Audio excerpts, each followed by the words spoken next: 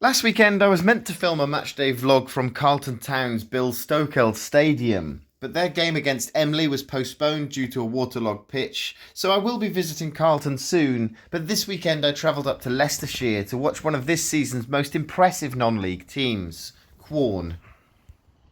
And Quorn are a club that's enjoying probably the best season in their 101-year history.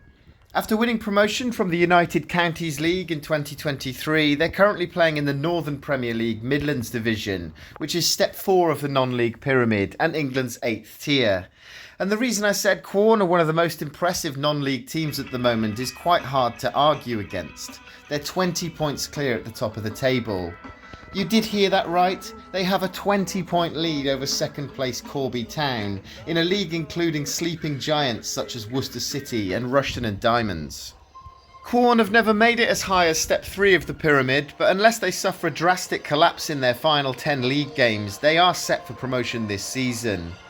This weekend's opponents were struggling Bedworth United, who are sitting just above the league's relegation zone, so this would be one hell of a result should the visitors come away with anything at all. I have visited Farley Way before, but their Stotto Stadium looked very different last time I was here. A 2-0 win for Hereford back in April 2016 in the Midland Premier Division. Back then they had a grass pitch, whereas today they have this immaculate all-weather pitch, which was installed not long after my last visit. Online it says Quorn's record attendance is 584 in a game against Anstey Nomads this August, but I'm pretty sure there was more than that when I was here last. Though this attendance figure was recorded by Hereford FC, so might not be entirely accurate.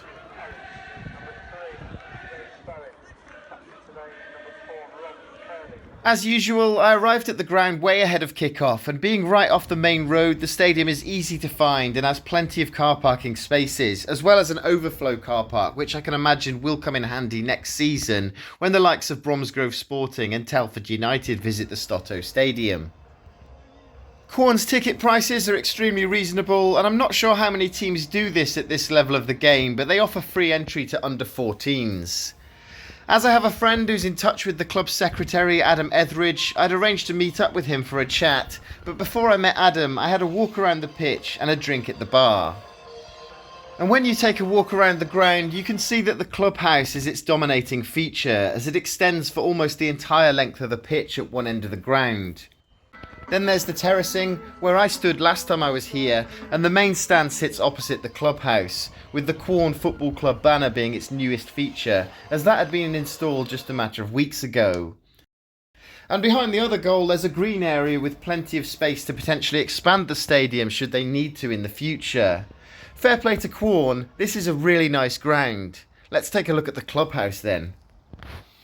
When I got into the clubhouse, it was already starting to get busy, so I had to choose between several groups of people to sit with. And as it turns out, I'd sat myself down next to club chairman Stuart Turner, who was delighted to tell me all about the club's recent history and accomplishments.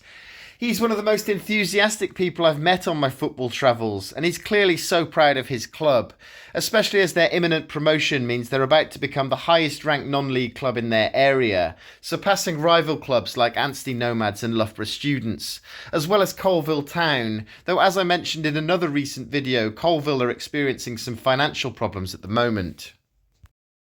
And the Quorn clubhouse is massive. There's a bar which is well staffed and a kiosk where you can get some matchday food. I'm told there can be issues with queuing when the ground is particularly busy, but I didn't have to wait longer than about 2 minutes to be served at the bar. After my chat with Stuart, I met up with Adam, who showed me around the ground. And I like to check out the club shop when I visit a new ground, and while Quorn do have a small kiosk that operates as a club shop, it doubles up as a food stall on match days.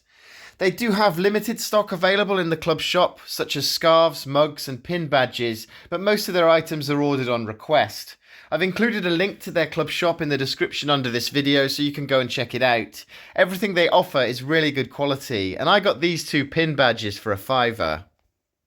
Quorn are a club that's still under development, and there are plans to install an extra food kiosk and a bigger club shop on site at a later date. I just want to point out some of the offers they have on match days as well. If you buy a match programme, you get a free hot or cold drink with it, which seems to be working well, as I forgot to get myself a programme while I was at the ground and they sold out. Luckily, Adam did manage to find me one before I left. And you can also buy a Quorn FC reusable mug, and should you choose to use it on match days, you get 50p off your drinks order, so there's a lot of benefits from buying one, plus they look really neat. With the kickoff fast approaching, I was shown around the boardroom, which is a bit of a shrine to local lad Luke Varney, who Quorn sold to Crewe in 2003 for £50,000, which is still a club record transfer fee. The 25% sell-on fee in Varney's contract proved to be the most important detail, however, as they received 25% of the £2 million Charlton paid Crewe for him in 2007. And the £500,000 raised from Luke Varney's resale practically paid for the brilliant 3G pitch they have on site now. I was told that Luke Varney still visits the club regularly these days, but I didn't see him on Saturday, otherwise I'd have asked him for a picture. With the club looking very likely to move into Step 3 of the non-league pyramid next season, there will be some changes they'll have to make in order to comply with the Step 3 grading and regulations, though they will have until March 2026 to do so. For example, although not many games are segregated at that level, they will have to be able to segregate supporters should they need to, so they will need to upgrade the terracing behind the goal to accommodate away supporters, as well as provide them with food stalls and toilet facilities. The club are in a brilliant position to meet the ground grading expectations for next season already, but it does look like there will be some further upgrades to their already impressive stadium over the next year or so. Should they be promoted, they'll find themselves in either the Northern Premier League or the Southern League Premier Division Central, and they're desperately hoping that they end up in the latter, as being placed in that Northern League will increase their travel time drastically, with potential trips up to Blyth and Workington awaiting them. A lot depends on who comes down from the National League North though, and should a lot of northern sides get relegated, then they will likely go into their preferred Southern League. I'll be keeping my eye on the bottom of the National League North and hoping that Quorn get the outcome they want. So after taking in tons of useful information about the club, the two teams came out onto the pitch. Quorn are in red while Bedworth United are in green, and I didn't manage to catch all of the goals on film, but another ground topper I met on Saturday did. His channel is called Mr. Spooky, and I've included a link to his highlights reel in the description under this video, so you can go and check him out. I asked why he's called Mr. Spooky, and he said it's because he has the ability to sense when a goal is about to go in. And he must do, because he caught every single goal. Despite being stuck in a relegation battle, it was the visitors who started the game strongly and almost took the lead in the first few minutes. But after the early scare, Quorn demonstrated why they're so far clear at the top of the table. Billy Key followed up a decent save to lob the keeper for 1-0 in the 7th minute. Then less than a minute later, Ryan Beswick made it 2-0.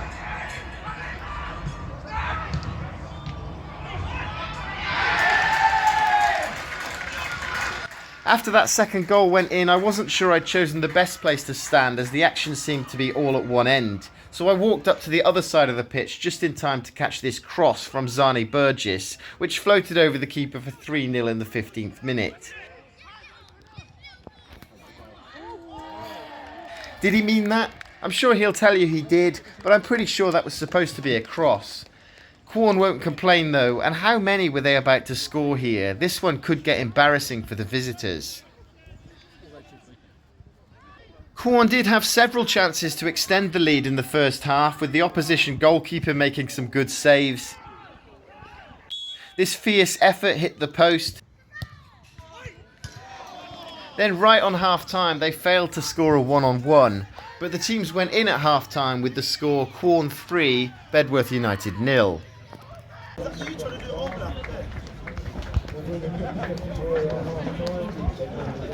At half-time I was invited into the boardroom for the buffet, which included a hot drink and some party food such as sandwiches, pizza slices and sausage rolls, which made me happy as I just love food. And I've never seen this at a lower league ground before, but in the clubhouse they have a TV which displays the updates from the games taking place in their league, so it was interesting to see what was happening elsewhere. The second half started in similar fashion to the first, and Quorn made it 4-0 before I'd even made it out of the boardroom. A looping header from Billy Key in the 48th minute. And on 55 minutes, Billy Key completed his hat-trick with Quorn's 5th. And amazingly, he hadn't scored for Quorn before Saturday, so what a great achievement that hat-trick was.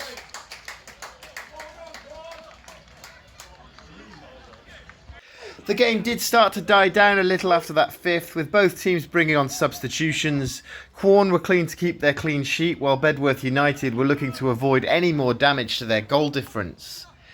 Bedworth did have a few chances for a consolation goal, but never seriously threatened the home goal. Then in the 81st minute, after a breakaway, Luca Alonzi, one of the second half substitutes, made it 6-0 from close range.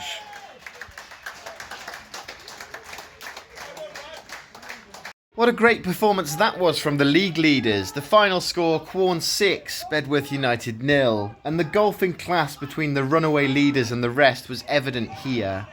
The attendance was 280, which fell a little bit short of the 300 the club were hoping for, but it sounded like there were a lot more people at that game. The atmosphere was pretty good considering everyone was quite spread out around the ground. Man of the match just has to be Billy Key for his hat-trick, but despite conceding 6, Bedworth goalkeeper Liam O'Brien deserves a mention, as if it wasn't for his solid performance, the score might have hit double figures. So after the weekend's games, Quorn maintained their 20-point lead at the top, and with Corby's games in hand, they'll only need 14 points from their remaining 9 games to guarantee their promotion. Bedworth United will be nervously looking at the teams below them as the gap is only 3 points, but 20th placed Lye Town have 2 games in hand, so that could be an exciting end to the season. All the best to Bedworth United for the rest of the season. I hope they manage to stay up, and as I've featured them on my channel now, I've added them to the growing list of clubs I want to visit, so they will be featured again soon, though this is likely to be next season now.